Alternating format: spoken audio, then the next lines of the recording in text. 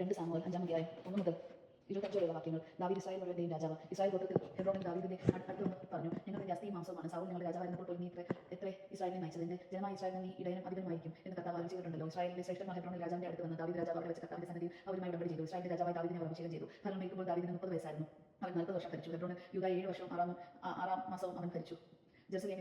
ജെറുസലേമിൽ ഇസ്രായേലിനെയും യൂദായെയും 33 വർഷവും. രാജാവും സൈന്യവും ജെറുസലേമിനെതിരെ പുറപ്പെട്ടു. ദാവീദിനെ ഇവിടെ കടക്കാൻ കഴിയില്ലെന്ന് വിചാരിച്ച് അവർ അവനോട് പറഞ്ഞു, നിനക്ക് ഇവിടെ കടക്കാനാവില്ല, നിന്നെ തടയാൻ കുരുടനും മുടന്തനും മതി. ദാവീദ് സിയോൻ കോട്ട പിടിച്ചടക്കുന്നത് തന്നെ ചെയ്തു. ദാവീദിന്റെ നഗരം എന്ന് അത് അറിയപ്പെടുന്നു. അന്ന് ദാവീദ് പറഞ്ഞു, ജബസൂര്യരെ കൊല്ലാൻ ആഗ്രഹിക്കുന്നവർ നീർപ്പാതയിൽ കൂടെ കടന്നു ചെല്ലട്ടെ. ദാവീദ് വെറുക്കുന്ന മുടന്തരെയും കുരുടരെയും ആക്രമിക്കട്ടെ. അങ്ങനെ കുരുടരും മുടന്തരും ആലയത്തിൽ പ്രവേശിക്കരുതെന്ന് ചൊല്ലുണ്ടായി. ദാവീദ് കോട്ടയിൽ താമസമാക്കി. അതിന് ദാവീദിന്റെ നഗരം എന്ന് പേരിട്ടു. ദാവീദ് നഗരത്തെ മില്ലോ മുതൽ ഉള്ളിലേക്ക് ചുറ്റും പടത്തി ഉയർത്തി. ദാവീദ് മേൽക്കുമേൽ പ്രാബല്യം നേടി. സൈന്യങ്ങളുടെ ദൈവമായ കർത്താവ് അവനോട് കൂടി ഉണ്ടായിരുന്നു.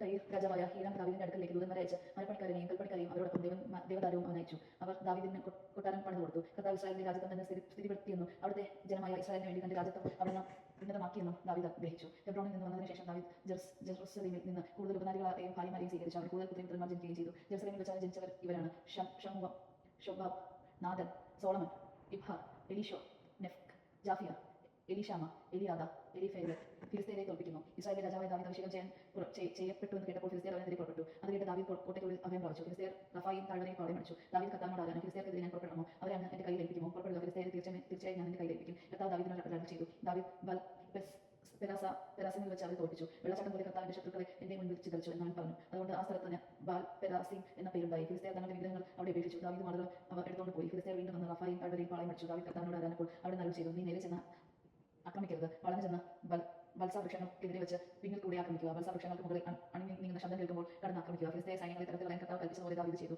ഗേബ മുതൽ ഗേസാർ വരെ ഫിലിസ്തീയരെ തുരത്തി. ദൈവജനമാണ് നാം കേട്ടത്. നമുക്ക് ദൈവത്തെ സ്തുതിക്കാം. ക്രിസ്ത്യാനിക്ക് സ്തുതി.